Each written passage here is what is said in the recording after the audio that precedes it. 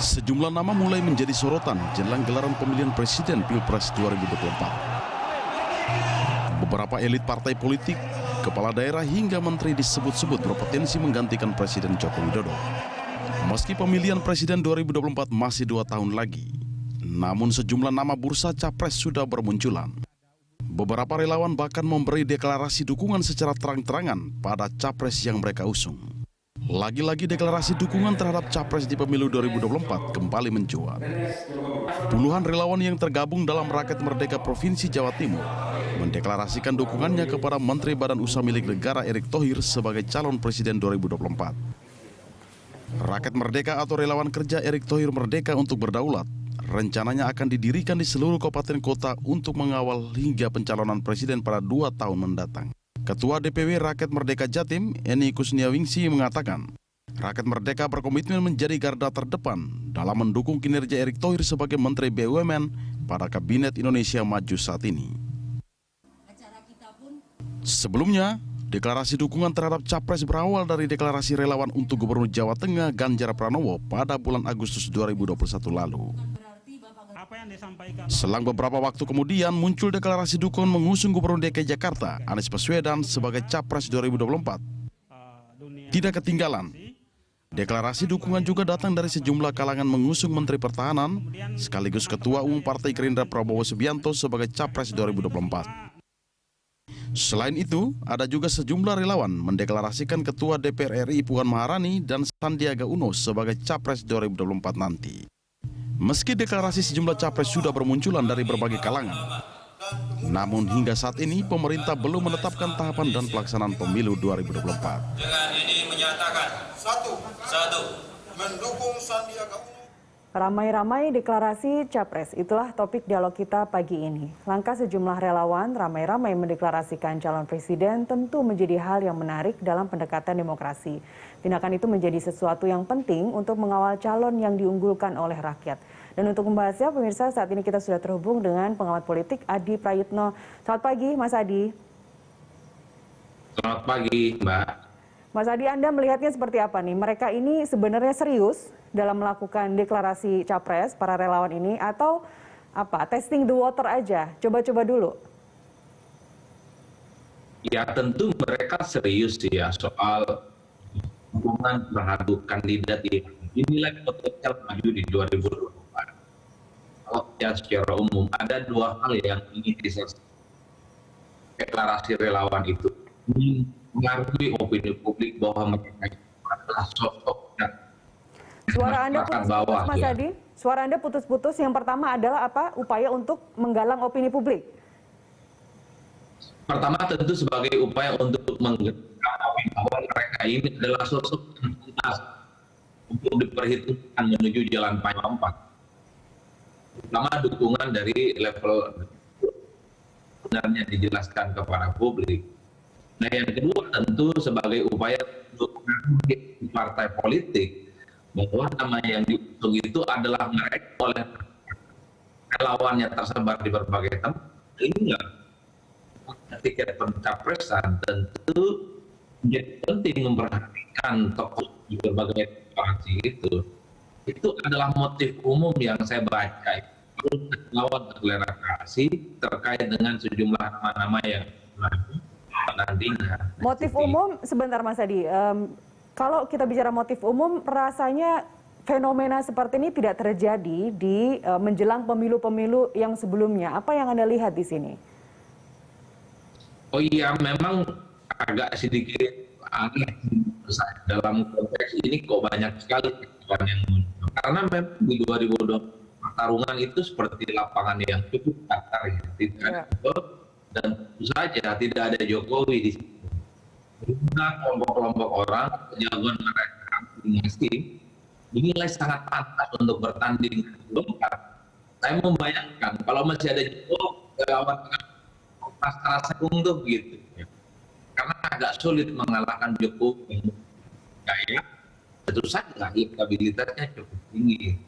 2024 publik mengarungkan kenapa itu seimbang, sekalipun Prabowo misalnya dalam berbagai tapi kan elektabilitasnya tidak kunci untuk sebuah kemenangan angkanya cuma 4%. Bagi Prabowo yang sudah menjadi orang yang begitu selalu mengikuti soal capres dan elektabilitas mengunci untuk kemenangan.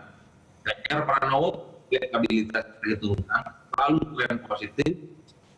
Saat ini misalnya publik melihat capres, begitupun dengan Anies Baswedan masuk 3 besar, maju tidak punya partai dan tapi di bulan itu lagi ya. Di situlah muncul ada nama nama-nama yang diproyeksikan layak untuk maju di 2000. Yang menurut saya alasan-alasan deklarasi yang berkumpulan dan meyakinkan opini publik menggunakan kekuatan akal aman sebenarnya. Mas Adi, dukungan ya.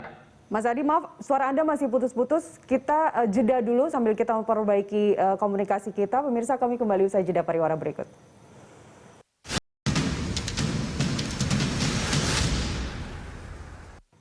Ramai-ramai deklarasi Capres, kita lanjutkan dialog. Saya masih bersama Mas Adi Prayitno, pengamat politik. Mas Adi, kita sambung sebelum jeda. Tadi Anda mengatakan bahwa ini ramai-ramai relawan yang deklarasi Capres ini aneh, tapi juga ada sekaligus menariknya. Menariknya di mana? Kalau aneh mungkin karena masih jauh-jauh waktunya dan kita belum pernah mendapati pemilu sebelumnya yang seperti ini. Menariknya di mana? Ya menarik karena begitu banyak relawan yang hampir tiap hari kita saksikan deklarasi di mana-mana ya. Yeah. Di Surabaya, di Jawa Tengah, gitu, kemudian di Jakarta, bahkan di luar Jawa juga banyak bermunculan. Ini tentu menarik sebagai sebuah kabar baik bagi demokrasi ya.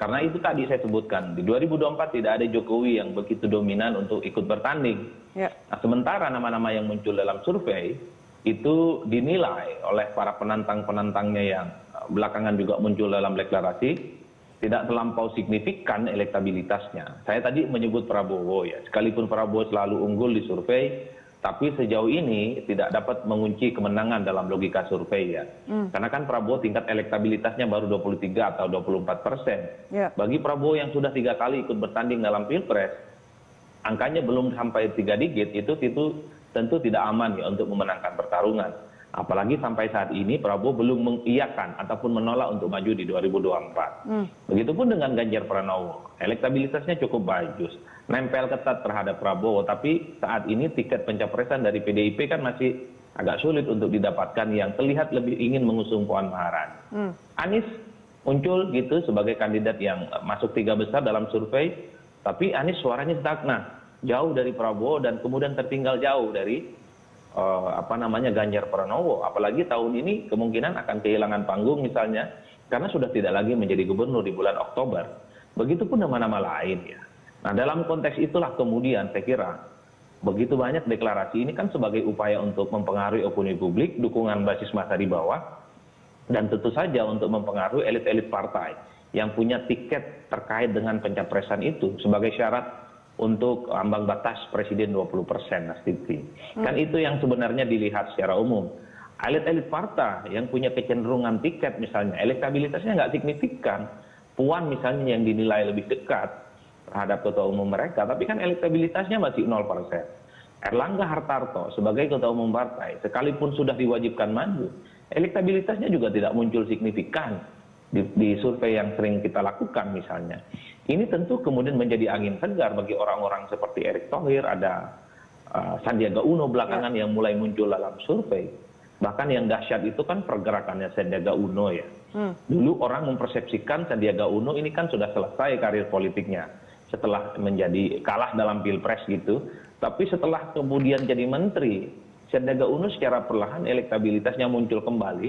Dan survei yang saya lakukan pada bulan Desember ini, minggu lalu kita rilis survei, Sandiaga Uno sudah masuk 4 besar, sudah mengalahkan AHY, sudah mengalahkan Ridwan Kamil, dan suaranya sudah mendekati Anies Baswedan. Ini yang menurut saya fluktuasi dari dukungan publik itu kan tidak terlepas dari apa yang sudah dilakukan oleh figur-figur yang sebenarnya sudah muncul dalam gerakan politik yang mereka lakukan. Ya. Bahkan deklarasi-deklarasi itu sebenarnya sebagai wujud nyata bahwa sebagai bentuk dukungan, mereka saat ini sedang berusaha keras gitu ya, untuk terus meningkatkan popularitas, elektabilitas, dan tentu saja ingin mempengaruhi suara elit partai yang punya tiket untuk bisa daftar ke KPU untuk bertanding itu. Mereka itu maksudnya individu-individunya atau partai pengusungnya? Partai pengusung bisa individu ataupun elit. Kan itu yang sebenarnya saat ini sedang bertarung ketat ya. Kalau saya membaca kecenderungan ya Nastiti bahwa ketua umum partai sepertinya saat ini juga cenderung ingin maju di Pilpres sekalipun elektabilitas mereka itu nggak signifikan. Makanya ada baliho, ada spanduk, kan sebenarnya sebagai upaya sosialisasi. Orang mengenal mereka ini bukan hanya ketua umum, tapi kandidat capres untuk diperhitungkan. Bahkan elit-elit partai atau ketua umum partai yang sudah ada baliho dan spanduknya, saat ini kan sudah banyak tuh bikin bantuan sosial, ada foto dan nama mereka, kan bagian dari penetrasi dan mengunci suara publik. Nah di luar orang yang tidak punya akses istimewa terhadap partai, seperti kepala daerah dan menteri, terus juga bergerak dengan tebar pesona yang sering mereka lakukan. Ya tentu sebagai upaya mempertahankan posisi mereka sebagai orang yang memang dinilai pantas untuk pencapresan, sambil berharap suatu ketika ada partai politik yang bisa memberikan karpet merah ke mereka untuk mendaftarkan ke KPU. Makanya dalam berbagai kesempatan saya selalu ngomong, deklarasi dukungan relawan terjadi di mana-mana. Itu tidak ada artinya kalau tidak diusung oleh partai politik untuk mendaftar di KPU bertanding di Pilpres. Kan itu sebenarnya kunci yang utama. Jadi kalau Anda bilang tadi bahwa deklarasi yang diusung oleh relawan-relawan ini mereka serius, tapi tidak begitu dengan partai politik. Partai politik sekarang masih posisinya wait and see dulu, masih melihat-lihat dulu mana yang mempunyai peluang lebih besar. Ya tentu, karena kecenderungan partai politik itu melihat ketua umum mereka juga layak untuk diusung. Berharap ada kotel efek di Pilpres dan Pileg yang akan serentak diselenggarakan di 2024. Partai politik juga tidak mau sekonyong-konyong mendukung orang luar, outsider yang bagi mereka tidak punya insentif bagi pemenangan, terutama soal suara Pileg mereka. Apalagi misalnya nama-nama di luar partai itu, Nastiti, kalau dilihat elektabilitasnya, bagi mereka nggak penting-penting amat gitu ya. Apalagi cuma 5%, 7%. Bagi elit-elit partai, bagi ketua umum partai itu sama saja dengan 0% yang ketua umum mereka punya gitu ya. Kecuali ada salah satu figur penting elektabilitasnya di atas 30. Mungkin itu menjadi magnet yang membuat partai politik itu menyerah mengusung elit dan ketua umum mereka. Yang potensial. Kalau saya di tangan saya sekarang ada survei Capres 2024 dari kebetulan ini ada indikator politik pada periode Desember 2021 kemarin, baik dari simulasi 10 nama, simulasi 8 nama, itu tidak ada yang melebihi 30%. Lain halnya kalau kita bicara simulasi 3 nama, Pak Prabowo 35,5, Pak Ganjar 30, dan Anies Baswedan 23,7%. Dan seperti yang Anda sampaikan tadi, Pak Prabowo selalu menjuarai, selalu nomor 1 di semua survei, meskipun belum juga naik sekitar berapa, 30% belum ada di survei yang simulasi 10 atau 8. Tapi jangan lupa bahwa Pak Ganjar adalah tokoh yang paling disukai oleh pemilih. Apa pendapat Anda terkait itu dengan kebuntuan di PDIP sendiri saat ini? Ya tentu Prabowo kan diperhitungkan. Beliau adalah orang yang saat ini menhan dan punya tiket ya. Sebagai partai yang 2 kali mengusung ketua umum mereka maju, elektabilitasnya tertinggi. Jadi pantas kalau Gerindra menginginkan Prabowo maju kembali.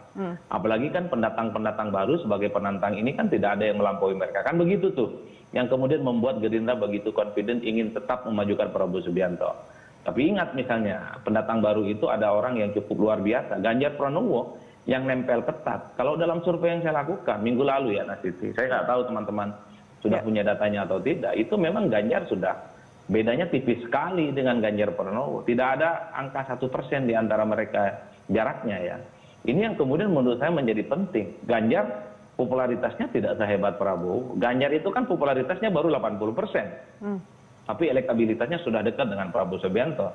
Prabowo popularitasnya itu 96% mentok.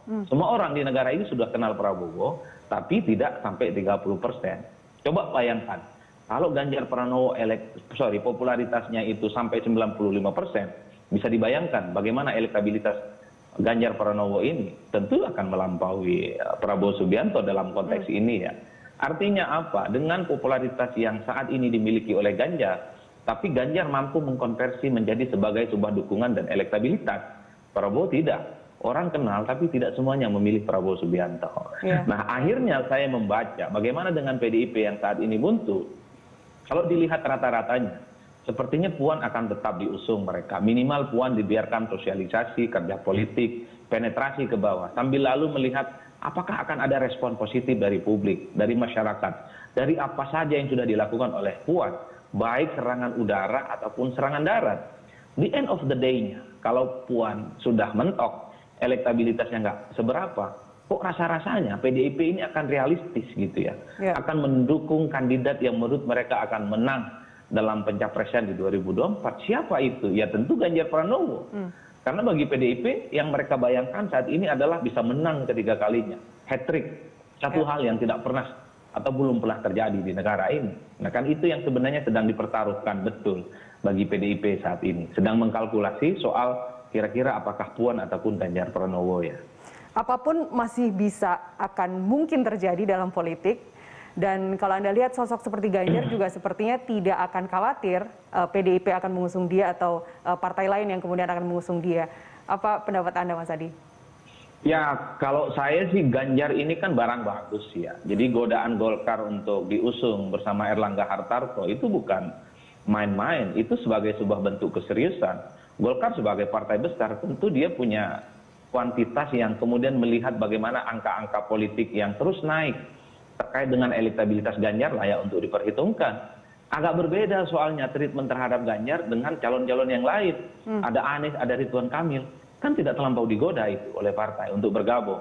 Tapi kenapa Ganjar? Karena memang elektabilitas Ganjar itu trennya positif naik. Signifikan. Bahkan Prabowo hampir dibalap oleh Ganjar Pranowo. Bahkan kalau dalam survei yang dilakukan oleh indikator misalnya, dia adalah capres yang paling banyak disukai. Bahkan kalau survei yang saya lakukan, Ganjar ini adalah duplikasi dari sosok Jokowi yang diharapkan maju di 2024. Mayoritas pemilih Jokowi, mayoritas pemilih PDIP itu lebih ingin Ganjar Pranowo yang diusung ketimbang Puan Maharani. Apalagi calon yang lain. Variabel-variabel ini yang kemudian bisa dijelaskan kenapa Ganjar Pranowo itu relatif agak menjadi darling ya, ketimbang sosok-sosok yang lain. Ganjar elektabilitasnya sudah hampir 3%, kemudian dia relatif diterima di semua kalangan, personifikasi politiknya dianggap mirip-mirip Jokowi, merakyat, humble, tidak bikin jarak dengan masyarakat. Tapi satu hal yang menjadi problem Ganjar, dia belum mendapatkan lampu kuning dan hijau dari partai pengusungnya. Makanya disitulah kemudian banyak partai. Kalau Ganjar tidak ada karpet merah, maka di situ ada karpet kuning. Bisa saja nanti ada karpet biru dari partai yang lain.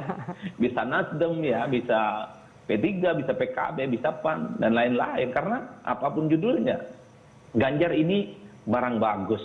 Mungkin Ganjar tidak punya tiket partai, tapi Ganjar punya pasar politik yang kemudian bisa diandalkan. Kan itu kecenderungan-kecenderungan saat ini yang bisa dilihat ya, Ana Siti. Ya, dengan elektabilitas dan popularitas yang sangat tinggi, tapi sayangnya dia belum punya lampu kuning, lampu hijau, dan kartu asnya juga mungkin ya. Padahal dia sudah akan dipastikan atau menjadi pemilih yang paling disukai oleh calon presiden yang paling disukai oleh para pemilih. Tapi pertanyaan gini, Mas Adi, jika Ganjar kemudian akan digaet, dipasangkan dengan ketua umum partai misalnya, tadi Anda sebut Erlangga Hartarto begitu, posisinya tetap di capres atau di wapres? Kalau hitung-hitungan suara publik tentu daya magisnya itu kalau Ganjar sebagai capres, cawapresnya Erlangga Hartarto. Karena biasanya publik lebih cenderung ingin melihat siapa capresnya. Kalau capresnya disukai, kalau capresnya populer, tentu dia relatif akan diusung. Sekalipun Erlangga Hartarto misalnya tidak signifikan dalam survei, maka bisa dikatrol oleh suara Ganjar yang cukup luar biasa. Tapi sebaliknya, ini kan dalam simulasi yang kita lakukan. Kalau capresnya adalah mereka yang tidak terlampau populer, tidak terlampau disukai, dan elektabilitasnya rendah, jadi posisi Ganjar ini justru tertutup auranya. Karena yang dibayangkan oleh publik itu Ganjar bukan cawapres, dia tapi sebagai capres. Ini simulasi survei yang kita lakukan. Cuman kan begini pertarungannya sekarang. Ketua umum partai itu kan nggak mau nomor 2, maunya nomor 1. Sekalipun elektabilitasnya rendah. Kan ini sebenarnya yang kemudian menjadi irisan tarik-menarik yang sampai saat ini sebenarnya nggak selesai. Apalagi misalnya melihat bahwa ya Pilpres masih jauh lah gitu. Masih ada sekitar 2,5 tahun. Tapi PR terpentingnya, kalau partai politik tetap ingin ngusung elit dan ketua umum mereka, ya tentu harus meningkatkan elektabilitas dong. Bolehlah mereka punya tiket, bolehlah mereka punya karpet ya. sebagai syarat ambang batas presiden 20%. Tapi kan pasar politik mereka terbatas. Bahkan gitu ya, ketua umum partai itu gagal mengkonversi dukungan partainya terhadap dukungan dirinya. Contoh, kan Golkar suaranya 12%. Tapi kemudian kenapa Erlangga 0%? Itu artinya apa? Pemilih Golkar tidak otomatis mendukung Erlangga Hartarto. Itu kan problem besar. Mengkonversi suara Golkar menjadi suaranya Erlangga sampai sekarang nggak terjadi. Sekalipun sudah banyak serangan udara dan serangan darat yang sudah dilakukan oleh Pak AH ini terjadi di mana-mana. Itu kan yang saya kira bahwa dukungan Golkar ke depan harus menjadi dukungan Erlangga Hartarto. Itu PR terbesarnya. Bahkan kalau kita melihat di PDIP kan selalu dapat 22% dalam survei partainya. Tapi kenapa Puan 0%? Pemilih PDIP ternyata tidak mendukung Puan Maharani. Relatif lebih banyak mendukung Ganjar Pranowo. Begitupun dengan partai-partai yang lain, Caimin misalnya.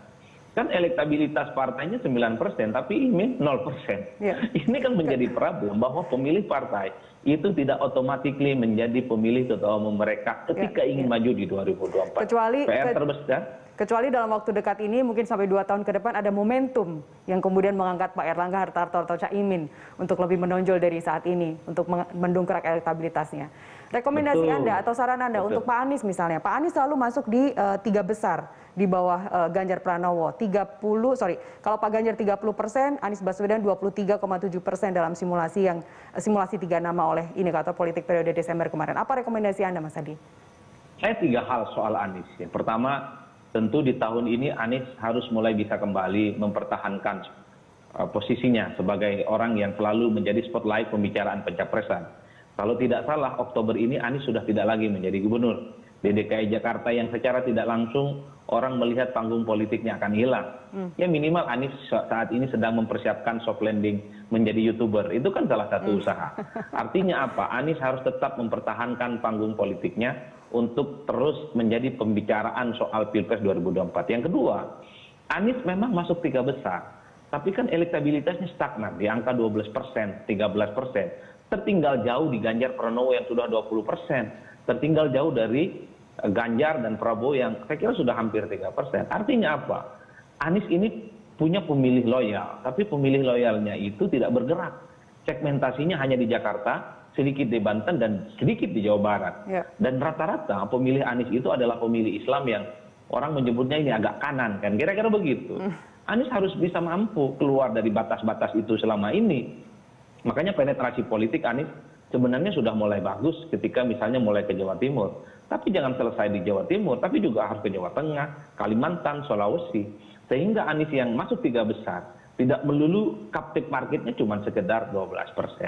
Yang ketiga tentu saja Anies sudah harus mulai berpikir bagaimana mendapatkan dukungan partai politik. Karena itu adalah undang-undang partai, undang-undang pemilu, capres dan cawapres adalah mereka yang diusung oleh partai politik atau gabungan dari partai politik.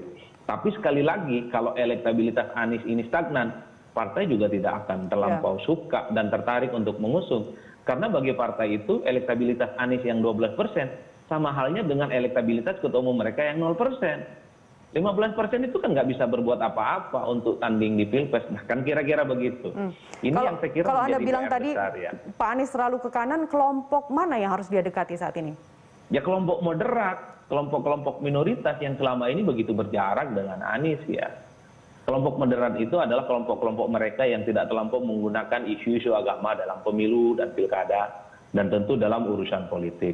Anies kan selalu dipersepsikan sebagai orang yang selama ini dekat dengan kelompok Islam yang sering menjadikan sentimen agama dalam urusan-urusan politik. Tentu melihat dalam Pilkada Jakarta 2017 yang lalu, Nak Siti. Memori orang itu lekat dan kuat sampai sekarang nggak bisa dihilangkan. Makanya wajar kalau Anies dalam beberapa waktu yang lalu main ke Surabaya, main ke Jawa Timur, ketemu dengan sejumlah tokoh NU, itu kan sebenarnya sebagai upaya untuk menetralisir persepsi publik yang selalu menuduh Anies dekat dengan kelompok-kelompok kanan itu. Tapi kan apa yang sudah dilakukan oleh Anies, kita akan cek apakah tetap sustain, apakah tetap konsisten sampai 2024. Makanya ceruk pemilih Anies ini tetap nggak bergerak, hanya 12%, 12%. Kalau dari data yang kita miliki, pemilih Anies itu cuma di 3 tempat mayoritas. Ada di Jakarta, sebagian di Banten, dan sebagian di Jawa Barat. Selebihnya Anies kosong, tidak ada dukungan politik. Pada level agama, hanya kelompok Islam tertentu yang mendukung Anies, tapi tidak kelompok-kelompok moderat. Non-Muslim juga tidak ada yang kemudian beralih kepada Anies. Ini kan segmentasi pasar yang mestinya harus dilihat secara umum gitu oleh Anies bahwa untuk meningkatkan elektabilitasnya butuh kerja nyata yang jauh lebih penting, terutama penetrasi ke daerah, kelompok-kelompok lain yang selama ini tidak tersentuh oleh Anies. Ya. Sebagai sebuah catatan bagi saya. Untuk kelompok relawannya sendiri sepertinya Pak Anies lebih banyak dibanding calon presiden yang lain. Apa yang Anda sarankan untuk para relawan ini?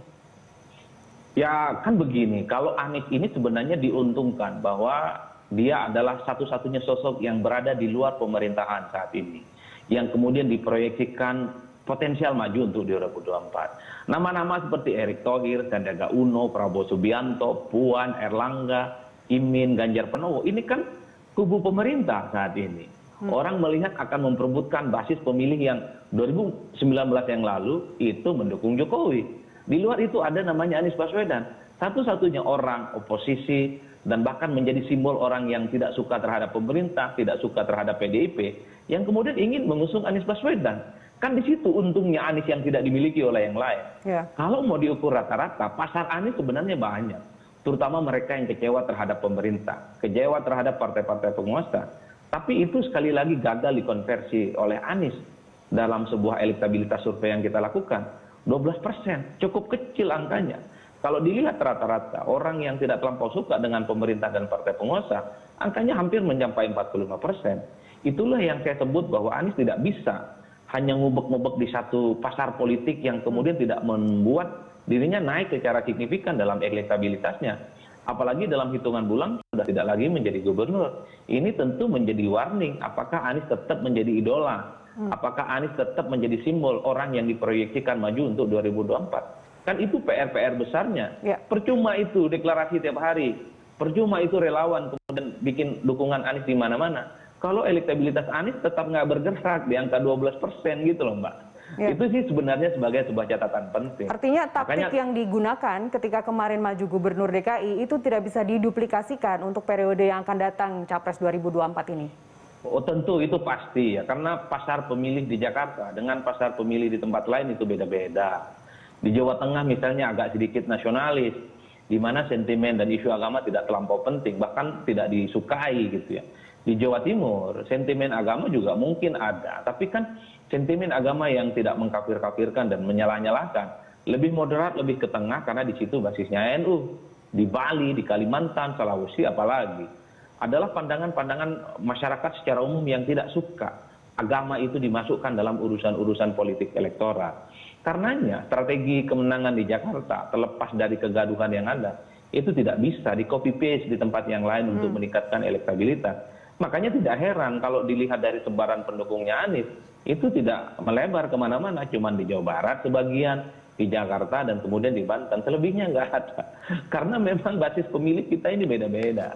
Ya. Pasti ya. Dan itu PR penting sebenarnya yang ini sepertinya apa kita bisa ramai-ramai deklarasi capres ini karena kita lihat di pasca Pilpres 2019 kemarin kan kemudian banyak relawan Jokowi yang menempati jabatan tertentu menjadi komisaris BUMN, jadi memandang bahwa relawan ini punya karir politiknya sendiri. Terakhir Mas Adi dari Anda, yang telah dilakukan oleh para relawan ini adalah langkah yang harus terus dijalankan, terus digaungkan, atau apa koreksi Anda? Ya kan problemnya begini, Nastiti, kalau kita melihat relawan. Kalau dalam perspektif normatif teoritik ya, relawan ini kan mestinya bekerja berdasarkan nilai, value, lillahi ta'ala. Artinya ada sosok yang kemudian dinilai pantas untuk maju di 2024. Sekalipun mereka misalnya tidak ada logistik dan dukungan apapun. Artinya dia memperjuangkan figur dan nilai yang kemudian mereka persepsikan sebagai yang penting untuk dipertaruhkan. Tapi kan problemnya, relawan ini kan harus butuh modal. Deklarasi itu kan nggak gratisan. Ya. Di hotel, menggerakkan orang, ada logistik. Itu pasti ada bohirnya, ada fundingnya yang kemudian membuat deklarasi ini terjadi di mana-mana. Saya khawatir deklarasi dukungan terjadi di mana-mana itu dimobilisasi. Karena ada yang menggerakkan, karena ada logistik dan ada fasilitas. Tapi kalau nggak ada logistik dan fasilitas, deklarasi itu nggak terjadi. Ini kan repot urusannya. Itu yang saya bayangkan. Kalau relawan yang deklarasi di mana-mana ini adalah gerakan yang sukarela, ikhlas, sebagai bentuk partisipasi, saya kira ini tentu menarik. untuk terus dipertahankan sebagai sebuah dukungan yang murni, alamiah tanpa mobilisasi logistik apapun. Tapi sebaliknya, kalau ini digerakkan, dimobilisasi, ada fundingnya, logistiknya, maka ini akan menjadi sebuah gerakan yang hilang timbul. Sekali deklarasi di Jakarta, sekali deklarasi di Surabaya, setelah itu what's next? Hilang tanpa bekas apapun. Orang juga tidak akan mengingat. Dan 2024, itu yang saya khawatirkan. Ya, 2024 masih sekitar 2 tahun lagi, anything can happen di politik. Kita sambung lagi diskusi kita di lain kesempatan. Mas Hadi, terima kasih atas waktu Anda telah bersama kami pagi ini. Sehat selalu. Sehat selalu. Terima kasih, Nak Titi.